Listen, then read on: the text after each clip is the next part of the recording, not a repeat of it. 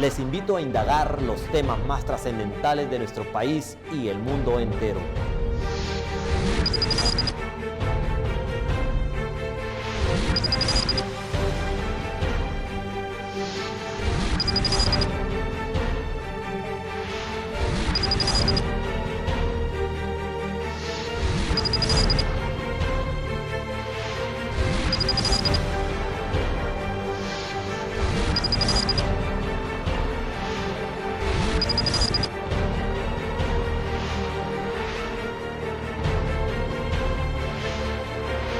Acompáñanos junto a nuestro gran equipo todos los sábados a las 6 p.m. solo en ATV.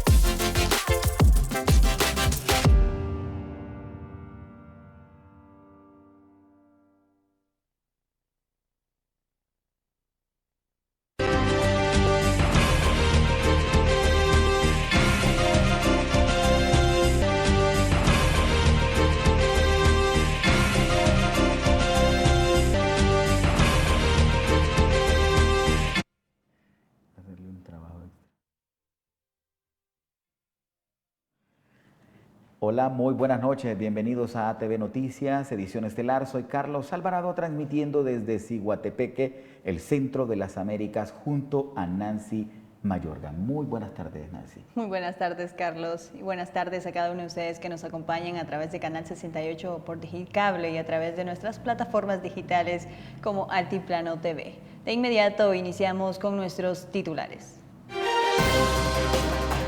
En tan solo segundos en ATV Noticias, edición estelar. Descomunal desorden e irresponsabilidad impera en el manejo de la pandemia del coronavirus en Honduras. SINAGER, la pionera en improvisar. Secretaría de Salud niega haber participado en la oscura adquisición de los hospitales móviles comprados por Inversiones Estratégicas de Honduras.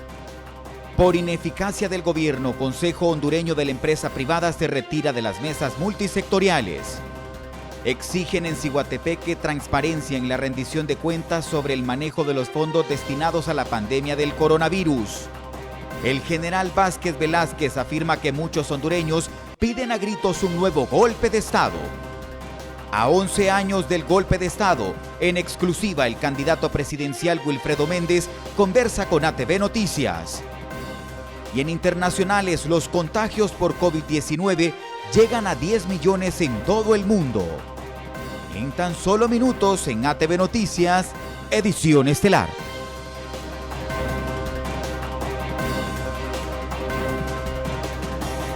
Y comenzamos esta emisión informativa mostrándole algunos de los videos donde precisamente la población en general ha resentido el último informe emitido a través de la cadena nacional de radio y televisión con este descomunal improvisación de SINAGER, que ha puesto en evidencia el desastre con el que están operando. Nancy, hay muchísima tela que cortar, hay muchos sinsabores de boca que la gente ha resentido con esta última forma de prevenir la pandemia del coronavirus, y es en relación a la solicitud del SINAGER para poder condicionar la manera en la que pueda circular las personas en el territorio nacional, en relación a que algunas personas pueden circular con el dígito de su identidad y otras por la terminación de las placas vehiculares. Un solo desmadre como usted le conoce. Normalmente lo decimos, Carlos, es un enredo, la verdad. Porque imagínate cómo tú puedes salir y tu automóvil no. Esa es la gran pregunta. Puedes movilizarte. Y si vives a una distancia bastante larga de la ciudad o del lugar donde compras tus provisiones, ¿de qué manera estas personas? Creo que incluso se pueden aglomerar más las personas en un vehículo que pueda salir. Y muchas personas se han preguntado, ¿bajo qué argumento técnico, científico o lógico el Sistema Nacional de Gestión de Riesgos se pone a otorgar o a pensar este tipo de medidas arbitrarias, fuera de lugar, fuera de contexto, y que no están dejando ningún resultado? Porque ya hoy justamente han asegurado que no vas a poder sancionar a nadie que ande circulando en su vehículo, porque es una medida a todas luces incongruente. Y es que se hace la pregunta, ¿en realidad se analizó esto? He ahí el detalle, he ahí el cuello de botella. Hubo el suficiente análisis de expertos, pero bueno, mira, ya estamos viendo los resultados. Ya hoy el Consejo Hondureño de la Empresa Privada ha dicho, me retiro de esta vaina, no funciona, no me escuchan.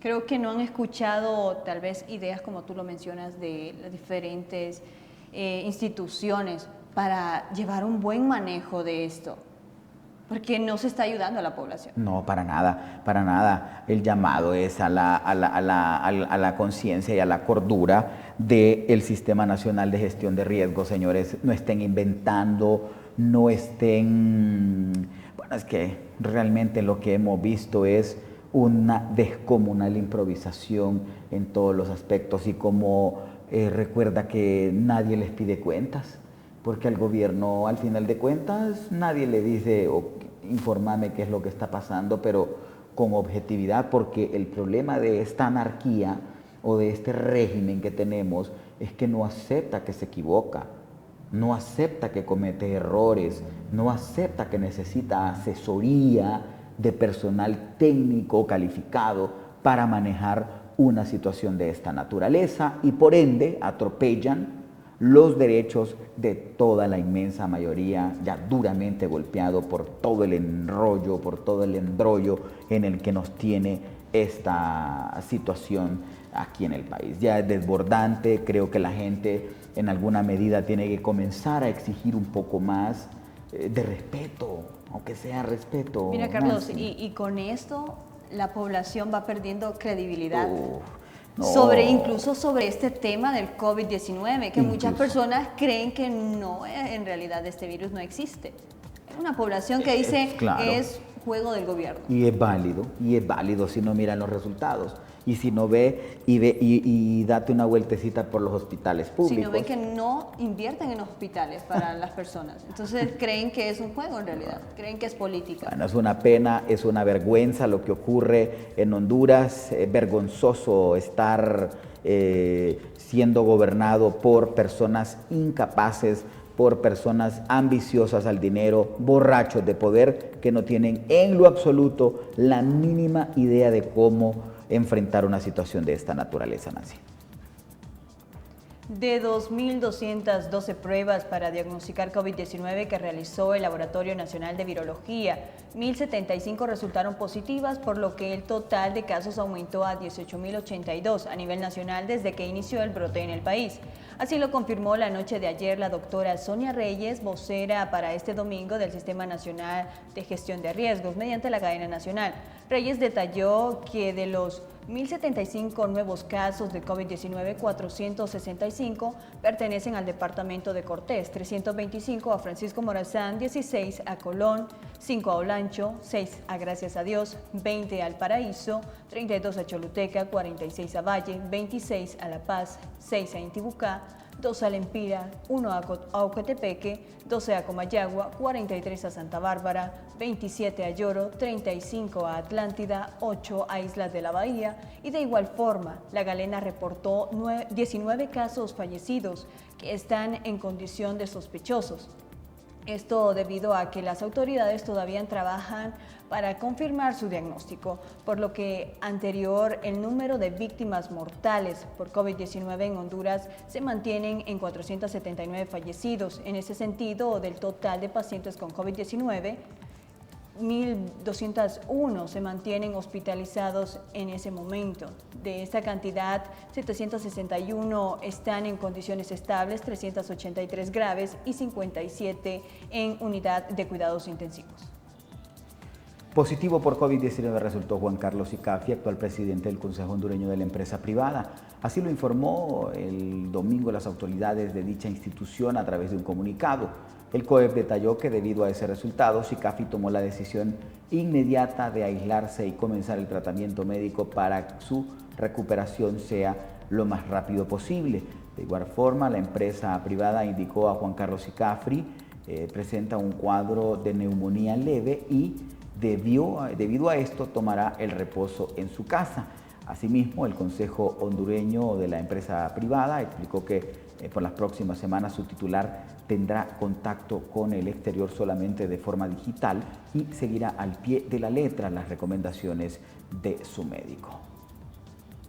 El subsecretario en los despachos de salud y encargados de la emergencia sanitaria en la zona norte, Roberto Cosenza, sustituyó hoy que era necesario volver a la fase 0 de la reactivación económica debido a los altos niveles de contagios, principalmente en el Distrito Central.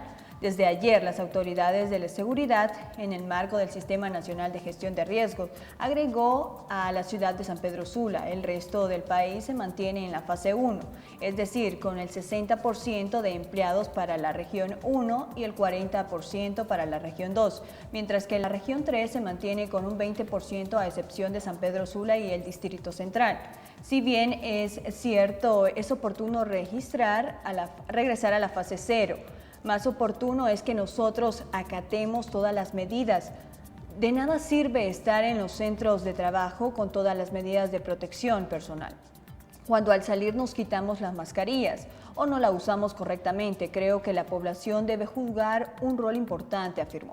Los protocolos de bioseguridad fueron elaborados por la Secretaría de Trabajo con la contribución de la Unión Europea. Asimismo, lamentó que la población esté buscando asistencia médica de forma tardía, cuando ya requieren un ingreso intrahospitalario y la aplicación de oxígeno, lo que está provocando la saturación de los centros asistenciales.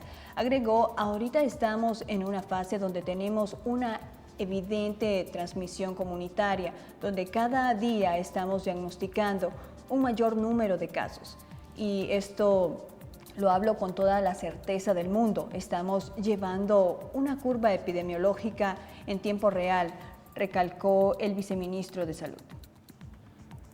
Y la Secretaría de Salud emitió un comunicado en el cual aclaran que no han tenido ningún vínculo con inversiones estratégicas de Honduras, como hace parecer un informe de la Asociación para una Sociedad Más Justa sobre auditoría social a los procesos de compra de dicha empresa. En primera instancia, la CESAL acepta que sí hubo una solicitud de compra para equipo de protección personal que se realizó a InvestH, pero según el documento, se realizaron a petición verbal del equipo de Invest. Entre la Secretaría de Salud e Invest no existe ningún tipo de jerarquía o subordinación, por lo que no es posible que la Secretaría de Salud le ordene o instruya a Invest que realice determinada acción, con lo que dejó entrever la Asociación para una Sociedad Más Justa. Transparencia Internacional, en la presentación de su informe, señala el escrito, por otra parte, a la estatal, que hace énfasis en que ellos no se involucraron en procesos de compra que realizó InvestH. Cabe mencionar que esta última está siendo investigada por una supuesta estafa al gobierno de Honduras. La Secretaría de Salud no ha tenido ningún tipo de participación en los procesos de adquisición llevada a cabo por InvestH, según revela el documento. Más incongruencias se suman al tema de los hospitales móviles que el gobierno a través de InvestH compró desde hace varios meses, pero que no han llegado al país. Sin embargo, Se anunció que 2 de ellos estarán en Puerto Cortés el próximo 9 de julio. Sobre estos hospitales que aproximadamente llegarán a territorio nacional, el Consejo Nacional Anticorrupción reveló que no hay una congruencia en el número de contenedores, puesto que InvestH detalló otro número de módulos para estos hospitales de 91 camas. Odir Fernández, jefe del Consejo Nacional Anticorrupción, aseguró que estará pendiente de todo el proceso de los hospitales. Desde el momento en el que lleguen al país, no solo verificaremos la llegada, sino la calidad con expertos que tenemos listos para tal acción. Verificaremos la supuesta cantidad de contenedores porque no suman la cantidad que deberían de venir. Indicó el abogado, es oportuno recordar que desde que se anunció la compra de 7 hospitales móviles, se especificó que 2 serían de 91 camas y que se instalarían en San Pedro Sula y Tegucigalpa, mientras que los 5 restantes serían de 51 camas y se prevé ubicarse en La Ceiba, Santa Rosa de Copán, Choluteca, Juticalpa y Danlí. De acuerdo a lo expuesto por Odir Fernández, la embarcación donde se informó venían los 2 hospitales móviles solo traen 37 contenedores. Esta cantidad es la mitad de lo que debería traer la embarcación, es decir, 74 en total, que conforman las 2 unidades hospitalarias móviles. En ese sentido, el ente investigador manifiesta incertidumbre ante la posible llegada de solo un hospital. Esto se llama la suma de la preocupación por las condiciones de calidad bajo los cuales Invest hizo la compra. La Junta Directiva del Consejo Hondureño de la Empresa Privada decidió este lunes retirarse de las mesas multisectoriales para la reapertura de los sectores económicos y sociales, el Comité de Vigilancia y mesas de trabajo, sector público y privado. En el comunicado se establece que la Junta Directiva del COEP ha tomado la decisión irrevocable de retirar su participación del Sistema Nacional de Gestión de Riesgos, mesa multisectorial para la reapertura de sectores económicos y social, como el Comité de Vigilancia y el demás de personas trabajando. Se deja constancia que esta decisión se ha tomado en virtud de estar participando en forma activa en las sesiones y reuniones convocadas en las instancias antes mencionadas y sobre todo en la mesa multisectorial para la reapertura de los sectores económicos y sociales en el Comité de Vigilancia, donde el sector privado, representado por el COEP, en forma responsable ha presentado diferentes recomendaciones para una correcta y eficiente gestión de la emergencia sanitaria. Sin embargo, estas recomendaciones no han sido tomadas en consideración, lo que ha provocado un mal y ineficiente manejo de la crisis sanitaria, económica y social provocada por el COVID-19 en el país, argumenta la organización empresarial. Más temprano, el director ejecutivo del Consejo Hondureño de la Empresa Privada, Armando Urtecho, ya habría anunciado esa posibilidad de retirarse de las mesas técnicas multisectoriales. Es momento de hacer nuestra primera pausa comercial. Al regresar con mucho más en ATV Noticias, edición estelar.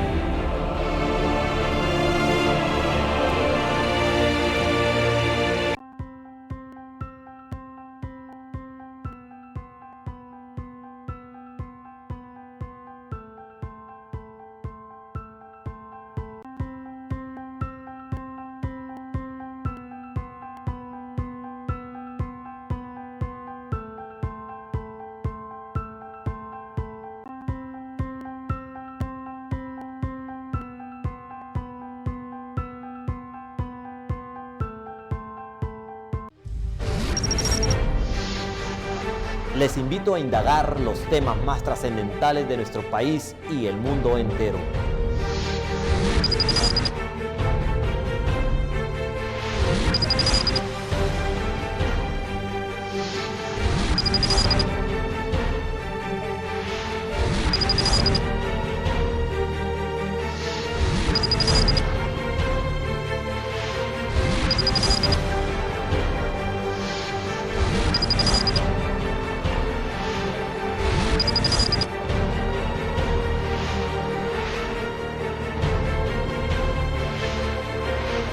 Acompáñanos junto a nuestro gran equipo todos los sábados a las 6 p.m. solo en ATV.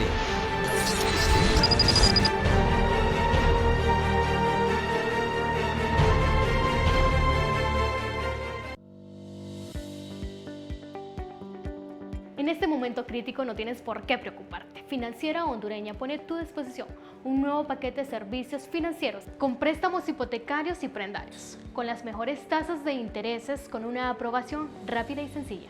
Pero esto no es todo. Si eres un nuevo cliente o tendrás tasas preferenciales, comunícate con nuestros agentes al 2773-0019 o visítanos en nuestra agencia principal en el Boulevard Francisco Morazán, 2 cuadras antes de la Iglesia Fátima.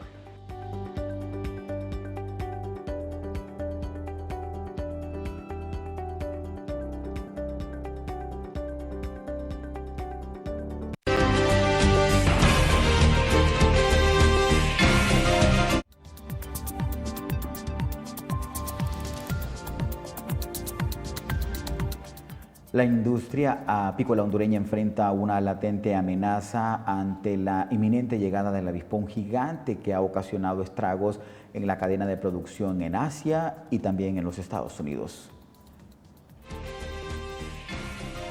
Honduras se encuentra bajo una alerta ante la posible llegada de la avispa gigante asiática, la cual se localiza actualmente al norte de los Estados Unidos, informó una fuente de la Secretaría de Agricultura y Ganadería. El documento destaca que de momento solo se ha generado la información y se ha compartido con los apicultores del país que participan en la cadena de producción de miel de abeja, para que estén atentos de llegar el peligroso insecto al país. De acuerdo con la información, la biología y el modo de actuar de la avispa es que se origina en Asia, principalmente en Japón, y de acuerdo con experiencias, el insecto afecta grandemente a la apicultura. La avispa llega a la colmena, ataca y se alimenta de las mismas abejas, y en términos de la cadena apícola, se afecta a la producción animal, porque la picadura de la avispa es considerablemente alta en su toxicidad. A su vez, afecta a las personas que trabajan en la actividad de cosecha de miel. En ese sentido, la Secretaría de Agricultura y Ganadería espera se detenga la expansión del insecto en Estados Unidos. No obstante, la institución ha declarado que es posible controlar el fenómeno natural. En Honduras, la demanda nacional es de alrededor de 1.700 toneladas métricas de miel, con un déficit de 469 toneladas métricas, y la producción nacional abastece con unas 1.239 toneladas preciso lanza. El avispón gigante es una especie nativa del este y sureste de Asia, que posee un potente veneno y destruye en poco tiempo panales enteros de abejas. El avispón gigante habita principalmente en climas tropicales. Es sumamente agresivo y ataca a otros insectos, en especial a las abejas productoras de miel. Incluso pueden destruir en poco tiempo panales enteros, según el portal Millennium 2020. Para ATV Noticias, Nancy Mayorga. Manuel Castro nos informa sobre los sucesos de este día.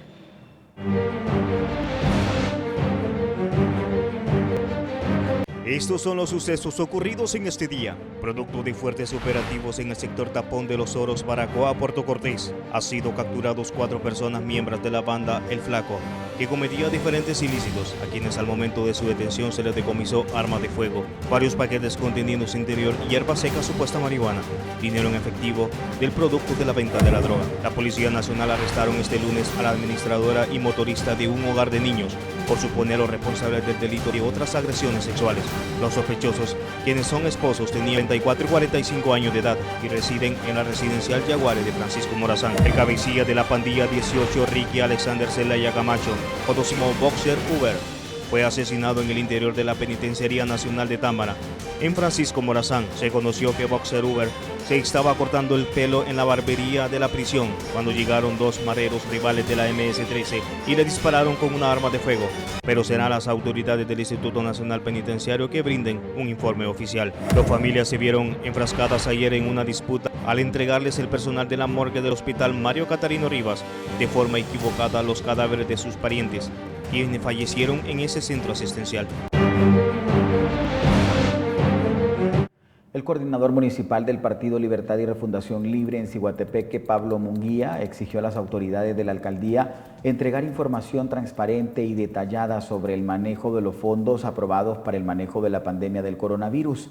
Munguía lamentó que el cuerpo de regidores ajenos al Partido Nacional no se hayan pronunciado en contra del controversial manejo de estos recursos públicos que al parecer el viento se los ha llevado. Desafortunadamente se negó la participación a las instancias de sociedad civil para haber sido observadores y haber dado mayor transparencia a ese proceso. Estos hechos no se pueden volver a repetir acá en Ciguatepeque, sobre todo en el manejo de fondos públicos. Además, otro hecho que no se debe repetir es que funcionarios públicos, miembros de la corporación municipal, utilicen ayudas que han sido obtenidas con fondos de los contribuyentes para irlas a distribuir sin ningún criterio técnico, sino que a lo que visualice cada uno, porque esta situación se presta para el clientelismo político partidario y no se puede seguir haciendo ese tipo de acciones.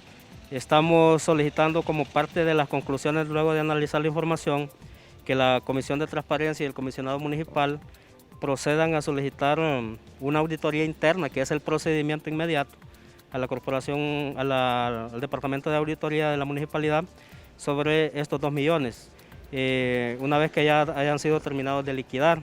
Y posteriormente, para efectos de mayor transparencia, que se proceda a solicitar una auditoría externa. Eso nos puede dar mayor credibilidad en los resultados y de encontrarse alguna irregularidad, pues que se proceda a interponer las acciones que corresponden ante los organismos correspondientes. En primera instancia, que se dé participación a los organismos que ya existen, pues comisionado, comisión de transparencia en el marco de la ley de municipalidades, para que sean observadores.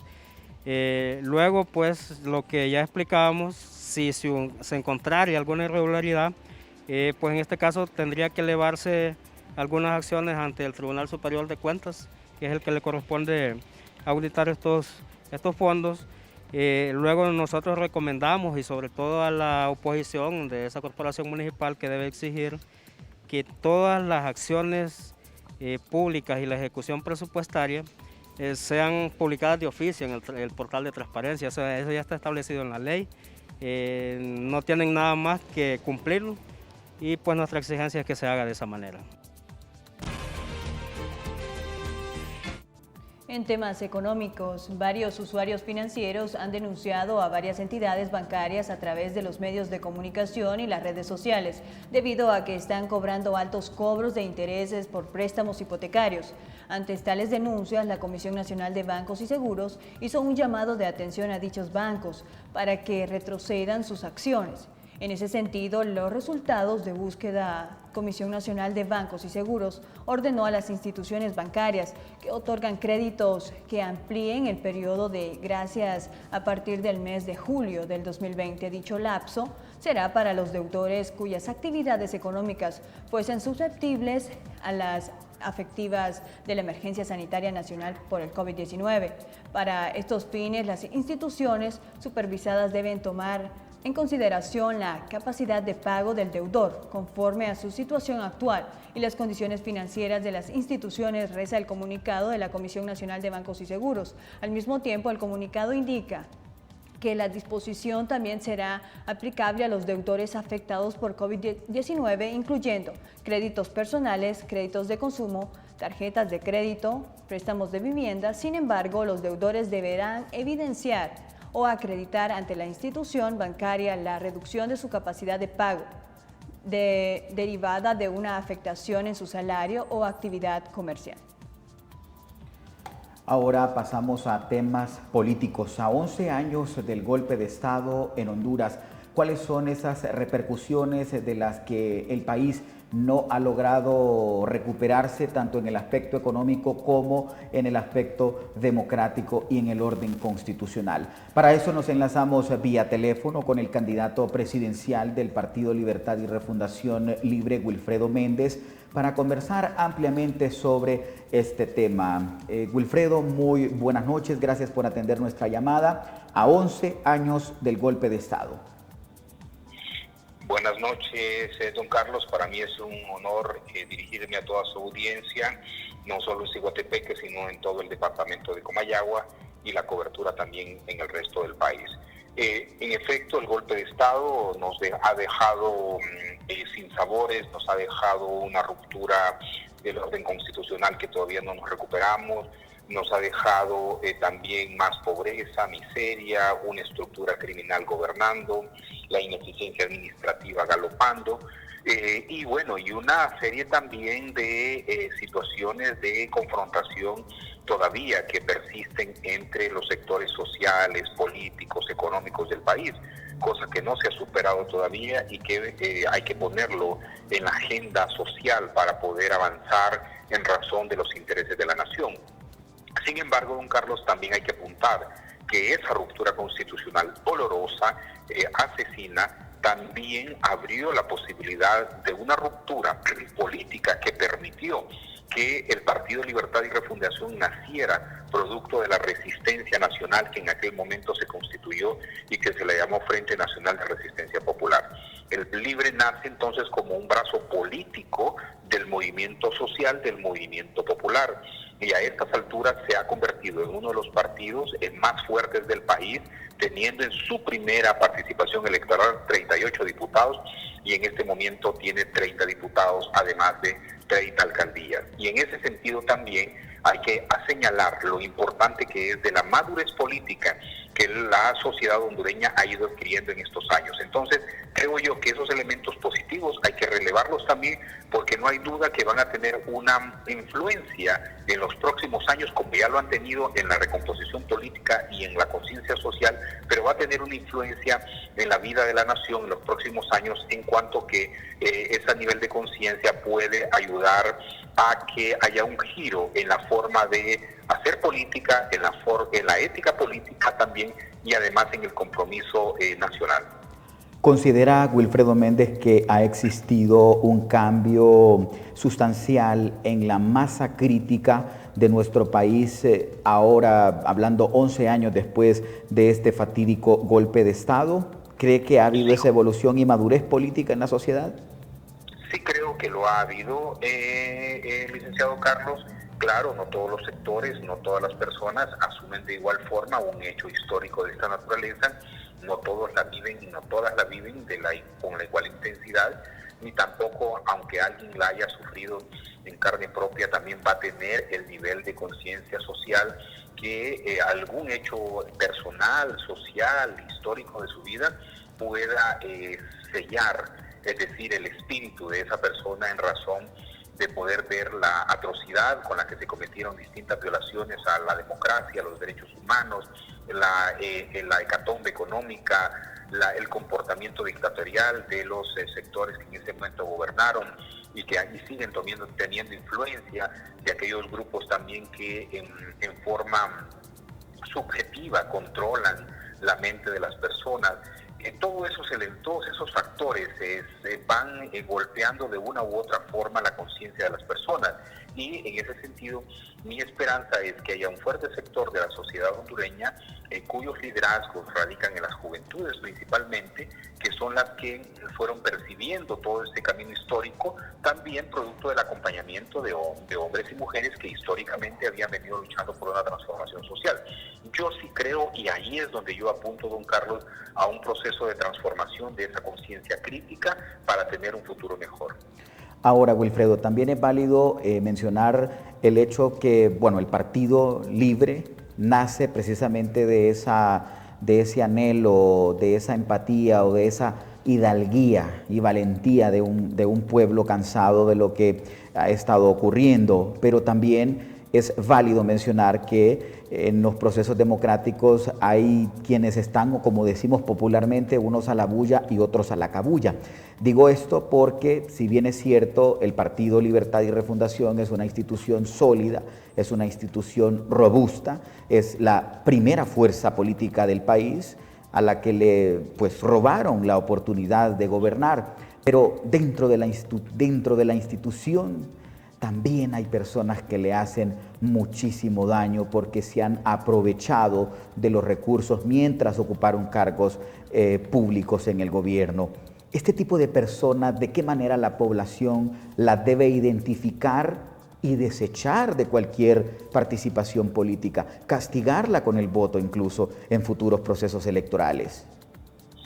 El primer tamiz y la primera responsabilidad de la evaluación de un funcionario público o de cualquier persona que ocupe cualquier puesto en la administración del Estado pasa por la militancia de un partido. Porque si es un partido grande como Libertad y Refundación, que tiene que ir a una elección primaria, donde su militancia define quién va a ser candidato a la elección general. Por lo tanto, los militantes, las militantes de este partido deben de tener la certeza en el momento en que escogen a una persona, puesto que esa persona va a llevar la agenda del movimiento social, del movimiento popular. Esa persona tiene que tener el carácter para que en el momento en que le toque tomar decisiones, pues no echarse atrás en las reivindicaciones por las cuales ha sido enviada al espacio donde le toque tomar decisiones. En este sentido, entonces, la militancia debe ser una militancia con un pensamiento crítico, como ordenan los estatutos, en el caso nuestro, nuestros principios, declaración de principios. Si nosotros somos tolerantes a la antidemocracia, si somos tolerantes a la corrupción, si somos tolerantes a la mentira política, entonces nosotros estamos avalando que personas sin escrúpulos, parecidas a los partidos tradicionales, tengan influencia en la nación y lógicamente entonces vaya por el mismo rumbo en que los partidos tradicionales lo tienen, sumido en pobreza y en miseria. Es máxima responsabilidad entonces de un militante tener la razón al lado suyo en razón de la demanda del pueblo. Es deber de un militante, de una persona militante del partido, exigir que la persona que manda sea un mandatario de sus responsabilidades, de su agenda política, y no sea una persona que vaya a representar sus propios intereses, porque entonces ahí no hay diferencia alguna y lejos de tener un partido alternativo tendremos un tripartidismo.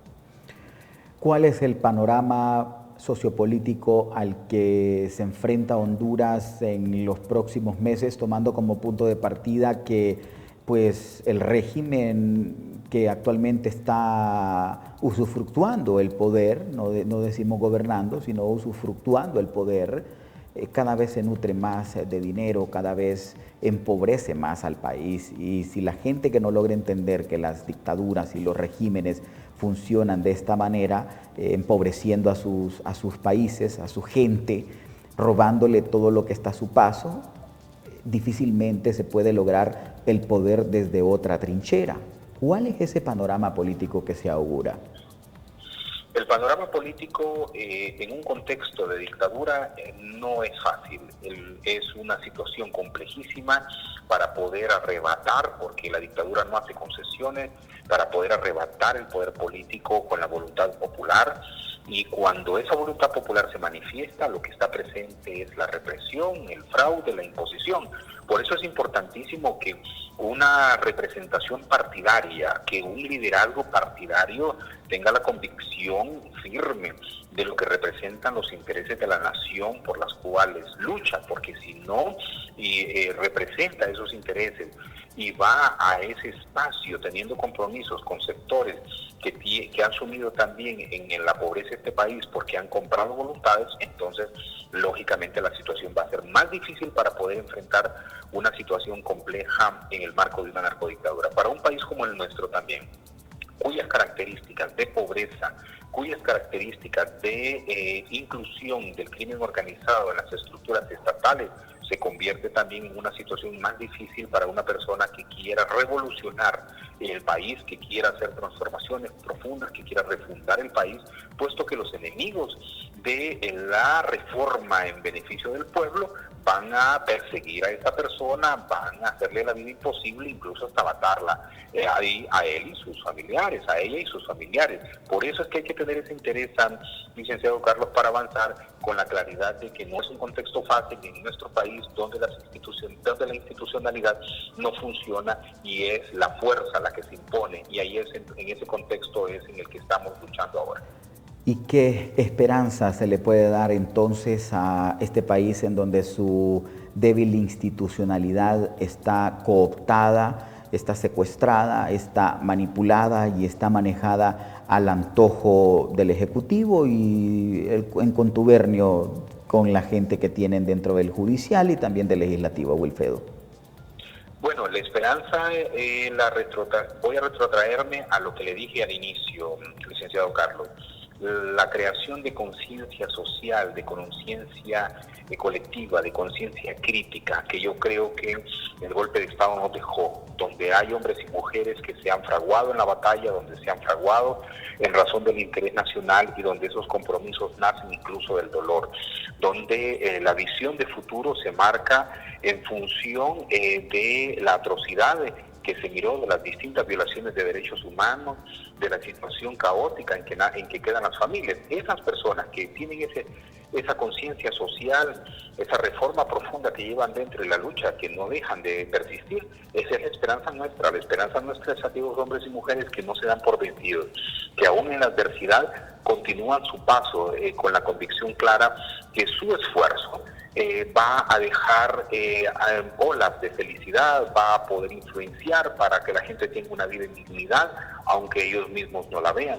Sin embargo, esa es una situación que a mí me alegra mucho también, porque no esperamos mucho para ver esa reforma. Afortunadamente, el golpe de Estado generó procesos profundos en la República de Honduras, cosa que no miramos en Guatemala, en El Salvador, incluso en Nicaragua, porque fueron guerras fratricidas, y aquí afortunadamente se logró muchísimo en poco tiempo. Entonces yo creo que el futuro, que la esperanza, que la acción en el ahora está puesta en razón de esos hombres y mujeres comprometidas, que hay muchísimos, don Carlos, porque el asunto está en que el sistema también trata de encubrir, trata de que las personas de principios y valores no sobresalgan. Sin embargo, ahí están en esa lucha constante y esa es nuestra esperanza, y yo creo que por ese camino vamos. Muchísimas gracias, Wilfredo Méndez. Para mí ha sido un honor, don Carlos, y un saludo a toda su audiencia.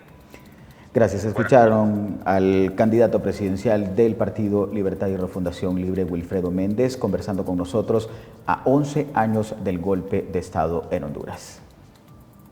Hace 4 días, Honduras comenzó una nueva historia jurídica con la entrada en vigencia del nuevo Código Penal, una normativa que ha arrojado sinsabores de bocas en quienes consideran que es el premio Nobel para quienes históricamente han despedazado las arcas públicas y construido imperios con el dinero de los hondureños. El escenario jurídico que vive el país a partir de la entrada en vigencia del nuevo Código Penal el pasado 25 de junio es para muchos la escritura de una nueva página que trae consigo una serie de beneficios a la modernización del sistema judicial, tomando como referencia los cambios y los comportamientos en materia punitiva de la sociedad. Una sociedad que año con año se hace de herramientas mucho más sofisticadas para la comisión de un delito, quedando bajo el amparo de una normativa ambigua y desactualizada, pues no es lo mismo delinquir hoy que hace 30 años. Un nuevo código penal al que seguramente favorecerá el descongestionamiento de los centros penitenciarios secuestrados por clases corruptas al servicio de la criminalidad organizada que desde adentro operan con más libertades que estando afuera. No obstante, algunos sectores opositores a su discusión e incluso entrada en vigor califican el nuevo Código Penal como un blindaje a los corruptos denominados de cuello blanco, cuyas acciones criminales las ejecutan con mayor efervescencia desde el poder político en el Congreso Nacional y demás instituciones públicas con presupuestos atractivos para ser despedazados. Un código penal promovido por las cúpulas corruptas que han saqueado todo lo que encuentran a su paso, sin dejar nada a los más pobres, que además han y continúan carcomiendo el erario público para obtener jugosas ganancias. Diferentes pensadores consideran que el nuevo Código Penal es un tema demasiado extenso para una sociedad altamente analfabeta que se deja llevar aún por las opiniones de la prensa convencional, que jamás estaría dispuesta a sacrificar sus contratos publicitarios con el poder a cambio de enaltecer a Honduras y sacarla de la abrumadora ola de ignorancia. En tal sentido, queda en vilo la pregunta: ¿el nuevo Código Penal es un arma de doble filo? El general en condición de retiro, Romeo Vázquez Velázquez, se exteriorizó que la población hondureña, producto del miedo generalizado, quisiera que en Honduras se volviese a dar otro golpe de Estado, pero que esta no sería la salida correcta. Lo que pasa es que la gente está pidiendo cambios, está pidiendo de que se hagan las cosas bien. Y cuando no se está manejando bien una crisis, cuando hay sufrimiento y cuando hay temor, la gente quiere cambio. Y por eso es que muchos preferirían que hubiese nueve. Pero lo que hay que buscar más bien es el cambio. Y el cambio vamos a dar oportunidad al pueblo de hacer el otro año. Nosotros estamos promoviendo desde ya un gobierno de integración conformado por técnicos que sean conocedores de los diferentes temas, ¿verdad? Y no que esté conformado por personas políticas que no conocen nada y están haciendo las cosas absolutamente mal, ¿verdad? Para el país. Eso es lo que está sucediendo en Honduras. Mala ejecución de las actividades que están relacionadas con la pandemia. Si bien es cierto, han hecho muchas cosas, pero hay muchas cosas malas que están haciendo en este momento y que no están satisfaciendo las necesidades del pueblo hondureño. Y el Estado no se preparó ni se ha preparado bien.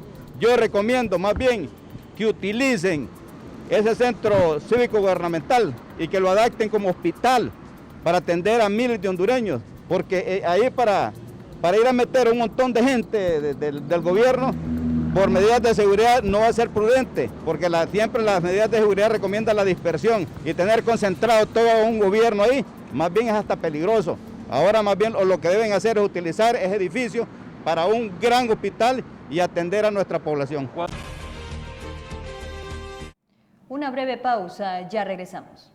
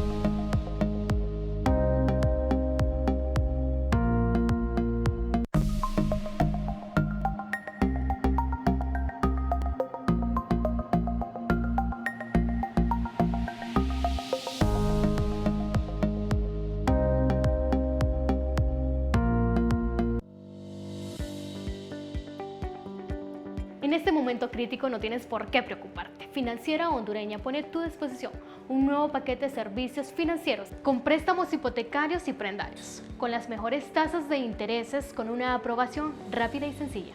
Pero esto no es todo. Si eres un nuevo cliente o tendrás tasas preferenciales, comunícate con nuestros agentes al 2773-0019 o visítanos en nuestra agencia principal en el Boulevard Francisco Morazán, 2 cuadras antes de la Iglesia Fátima.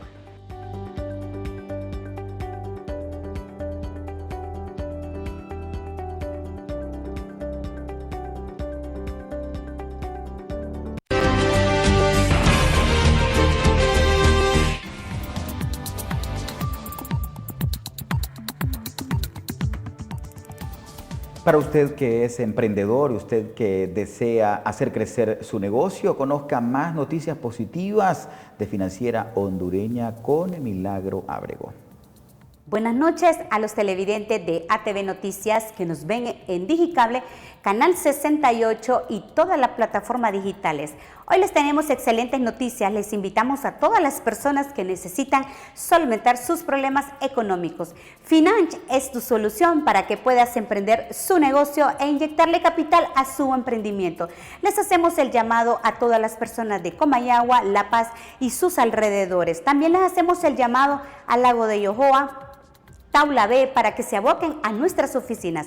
Estamos ubicados en el barrio San Miguel, avenida Francisco Morazán, 2 cuadras antes de la iglesia Fátima. Nuestro teléfono es el 2773-0019. Horario de atención de lunes a viernes sin cerrar al mediodía. Gracias, buenas noches. Manuel Castro con un recorrido por Latinoamérica.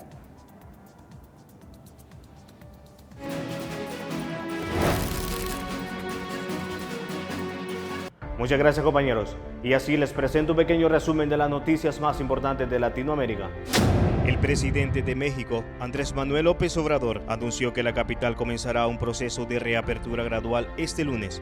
La Secretaría de Salud del Gobierno de México ha organizado las medidas restrictivas con base a un semáforo epidemiológico en el que se considera una serie de elementos para avanzar del rojo al verde. Ciudad de México estaría este lunes al semáforo naranja. La comisionada presidencial para operaciones y gabinete del gobierno, Carolina Resinos, justificó este lunes 29 de junio los pocos traslados hechos al Hospital del Salvador e inaugurado el 21 de julio con 400 camas para pacientes de COVID-19. Se ha visto que no se ha llenado de un solo, porque tiene que ver con el criterio de médicos de toda la red de hospitales que están trasladando poco a poco a aquellos enfermos que no se van a poner mucho más críticos en el traslado. Los casos de coronavirus siguen extendiéndose en varios departamentos del país y muchos médicos continúan quejándose por la falta de insumos para atender a los pacientes de COVID-19. El presidente Alejandro Yamatei anunció que las restricciones de placas continuará durante los próximos 15 días, pero se actualizará un nuevo sistema. Si la fecha termina en un número impar, entonces ese día circularán vehículos con placas impares, pero si la fecha termina en número par, entonces las placas pares serán las que podrán circular, es decir, el 29 de junio podrán circular los vehículos con placas impares. Al menos 7 organizaciones opositoras y partidos políticos nicaragüenses informaron este jueves los estatutos de la denominada Coalición Nacional, cuyo objetivo, dicen, es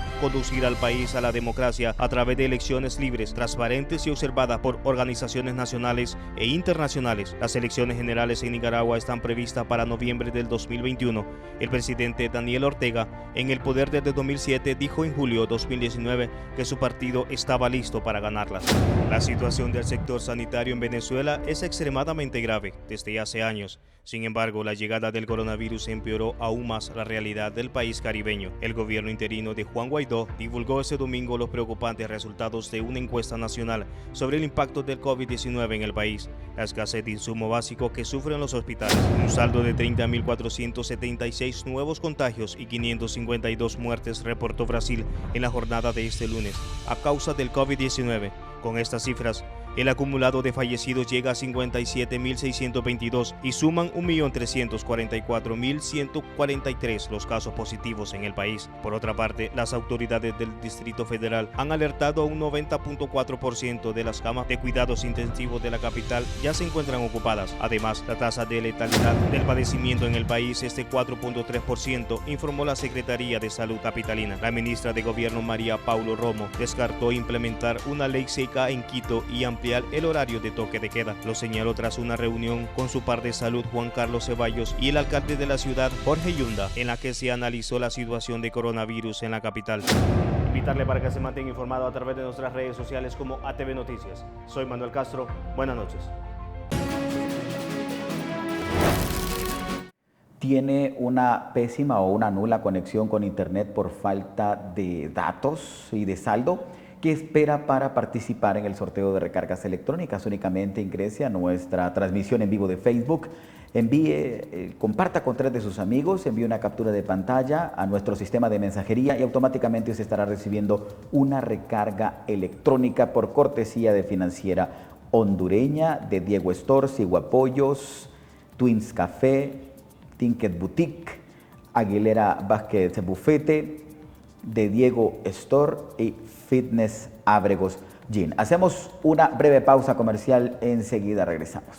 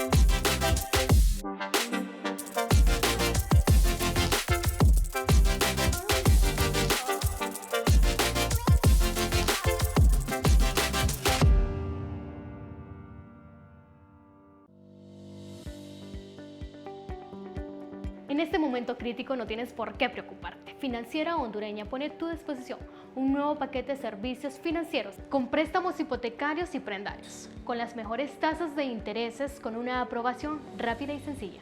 Pero esto no es todo. Si eres un nuevo cliente o tendrás tasas preferenciales, comunícate con nuestros agentes al 2773-0019 o visítanos en nuestra agencia principal en el Boulevard Francisco Morazán, 2 cuadras antes de la iglesia Fátima.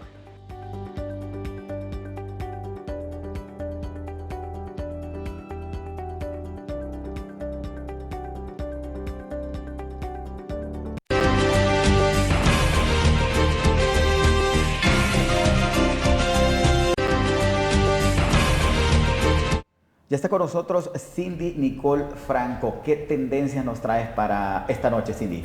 Así es, muy buenas noches y es un placer saludarles nuevamente. Y es que hoy les preparé algunas comidas mexicanas.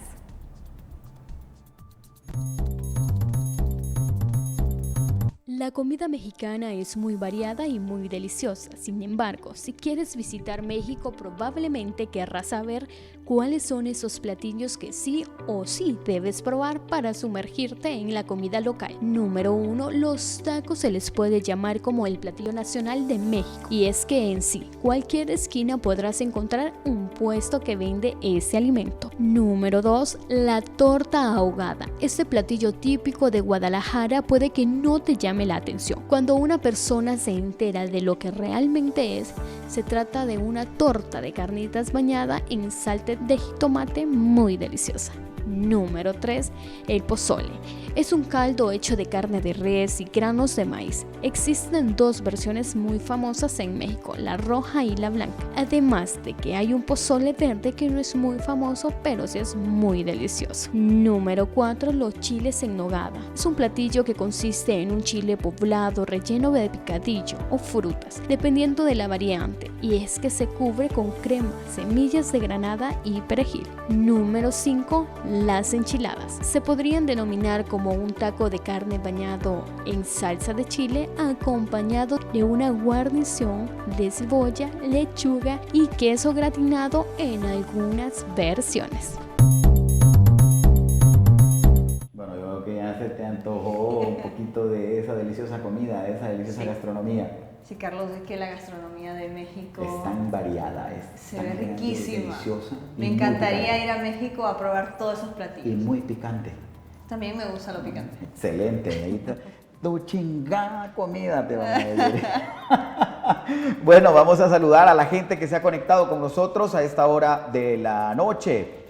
David Rojas, Dayana Cruz, David Nolasco, Antonio Contreras, Angélica Ramírez, Ángela Herrera, Belkis Aguilar, Bessie López, Alejandra Paz, Adán Galvez, Carmen López, Carolina Portillo, Darlene Rosales, Zoe Portillo, Denia Moreno, Jenny Herrera, Yerlin Zavala, Johanna Claros, Gaby Varela, Vicky Paz, Rogelio Cruz, Ramón Matute, Lester Molina, Mauricio Hernández, Marilyn Pérez, Marco Pineda, Luis Fiallos, Kevin Díaz, Keila Matamoros, Kenneth Mendoza, Tania Cardio, Ana Guerrero, María Tábora, Karen Montes, Ana Mejía, Sudi Giselle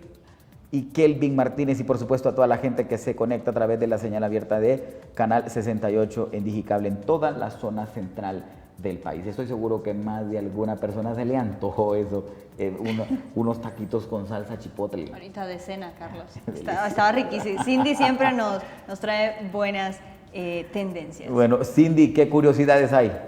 Claro, y bueno, es que hoy les traigo algunos pequeños datos curiosos, siempre hablando de México.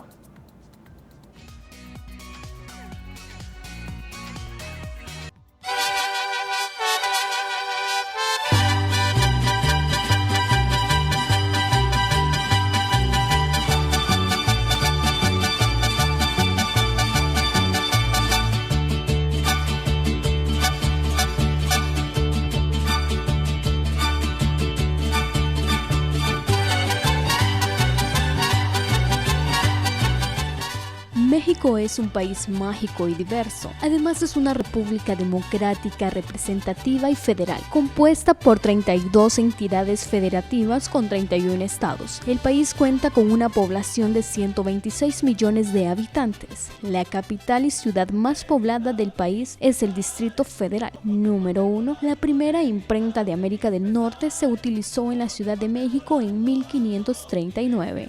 Número 2. La Universidad Nacional de México fue fundada en 1551 por Carlos B. de España y es la universidad más antigua de América del Norte. Número 3. Además, existen más de 200.000 especies diferentes de animales y plantas en México, convirtiéndolo en uno de los países más ricos y diversos que existen. Número 4. También México es el país que más Coca-Cola consume del mundo, rebasando en un 30% el consumo total de Estados Unidos. Número 5. Y es que el Chihuahua es el perro más pequeño del mundo y así se llama por el estado mexicano de Chihuahua. Número 6. La frontera entre México y Estados Unidos es la segunda frontera más larga del mundo. Número 7. México es el 10º país más poblado del mundo, con más de 126 millones de habitantes. Número 8. ¿Sabías que México introdujo al mundo el chocolate, el maíz y los chiles? Número 9. México está ubicado en el Círculo de Fuego, una de las zonas sísmicas y volcánicas más violentas de la Tierra. Número 10. Los mexicanos son una mezcla única de muchas civilizaciones antiguas, incluyendo la olmeca, zapoteca, tolteca, maya, azteca, inca, africana, francesa y española.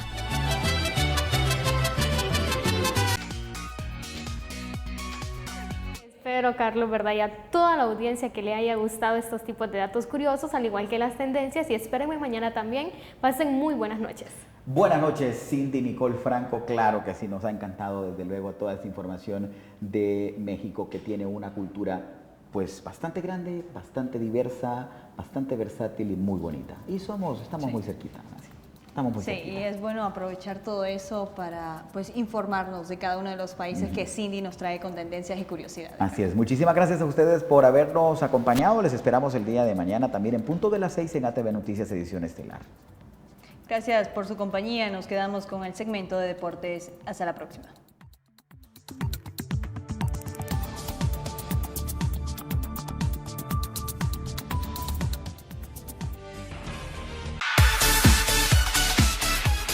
El colombiano Jorge Luis Pinto, ex entrenador de la selección de Honduras, ha sido designado nuevo seleccionador de los Emiratos Árabes Unidos, anunció este lunes las redes sociales de la federación de este país del Golfo. El Barcelona anunció este lunes la contratación del centrocampista bosnio Miralem, procedente de la Juventus, a cambio de 60 millones de euros, más 5 millones en variables, el mismo día que cerró el traspaso de Artur Melo. El Barcelona anunció este lunes el traspaso del centrocampista brasileño Artur Melo a la Juventus de Turín. El jugador permanecerá en el club catalán hasta que concluyan las competiciones oficiales en las que ya está inmerso el equipo azulgrana. El Manchester City, actual campeón, estará en las semifinales de la FA Copa de Inglaterra por segundo año consecutivo tras vencer a Newcastle en un duelo desigual que los de Pep Guardiola ganaron un 2-0. La magia de Karim Benzema, que regaló con un superlativo taconazo a Casemiro el único gol del partido, guió a Real Madrid a un 0-1 que se sitúa como líder solitario de la Liga Española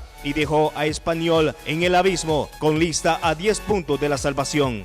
Manuel Castro, ATV Noticias.